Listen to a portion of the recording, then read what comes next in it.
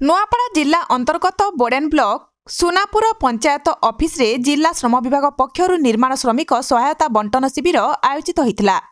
ଜିଲ୍ଲା ଶ୍ରମ ଅଧିକାରୀ ରବୀନ୍ଦ୍ର ବାର୍ଲାଙ୍କ ସଭାପତିତ୍ୱରେ ଅନୁଷ୍ଠିତ ସଭାରେ ଖଡ଼ିଆଲ ବିଧାୟକ ଅଧିରାଜ ପାଣିଗ୍ରାହୀ ମୁଖ୍ୟ ଅତିଥି ଓ ସାଂସଦ ପ୍ରତିନିଧି ଯଦୁମଣି ପାଣିଗ୍ରାହୀ ସମ୍ମାନିତ ଅତିଥି ଭାବେ ଯୋଗ ଦେଇଥିଲେ।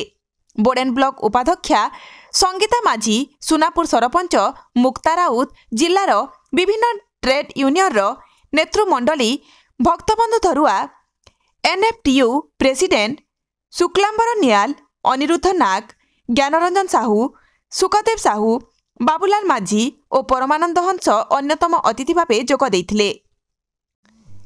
ଶିକ୍ଷା ସହାୟତା ପାଇଁ 5 ଜଣ ଛାତ୍ରଙ୍କୁ 66,400 ଟଙ୍କା, ବିବାହ ସହାୟତା 263 ଜଣଙ୍କ ପାଇଁ 1,31,00,000 ଟଙ୍କା, ପ୍ରସବକାଳୀନ ସହାୟତା 18 ଜଣଙ୍କ ପାଇଁ 1,80,000 ଟଙ୍କା, ଅନ୍त्यେଷ୍ଟି କ୍ରିୟା ସହାୟତା 62 ଜଣଙ୍କୁ 3,10,000 ଟଙ୍କା, ମୃତ୍ୟୁକାଳୀନ ସହାୟତା 42 ଜଣଙ୍କୁ 1,64,00,000 ଟଙ୍କା, ମୋଟ 3,56,400 ଟଙ୍କାର ସହାୟତା ହିତାଧିକାରୀମାନଙ୍କୁ ଚେକ୍ ମାଧ୍ୟମରେ ପ୍ରଦାନ କରାଯାଇଥିଲା।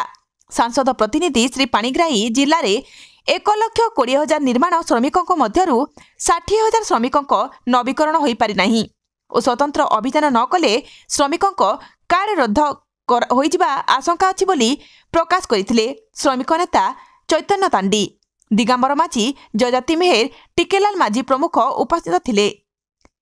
ସହଶ୍ରମ ଅଧିକାରୀ ମେରିସ୍ମିତା ଲାକ୍ରା, ଗ୍ରାମୀଣ ଶ୍ରମ ନିରୀକ୍ଷକ ଜୟନ୍ତ ପଣ୍ଡା ଓ ଅନ୍ୟମାନେ ସହଯୋଗ କରିଥିଲେ।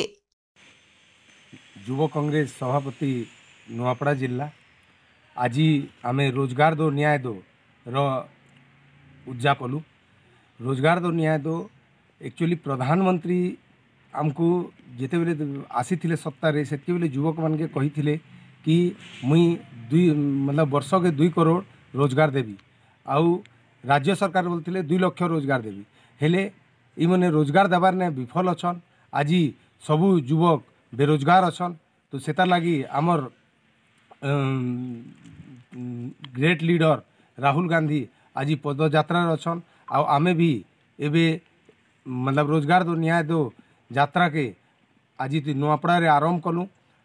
इटा नुआपड़ा जिला रु निकरी ब्लॉक आ ब्लॉक रु निकरी पंचायत आ पंचायत रु निकरी बूथ आ बूथ रु निकरी वार्ड आ वार्ड रु निकरी सबू घर घर घर जाइकरी ये रोजगार दो न्याय दो यात्रा के करमु। धन्यवाद। नुआपड़ारू बीरबल प्रधान रिपोर्ट, कलिंग टीवी 24।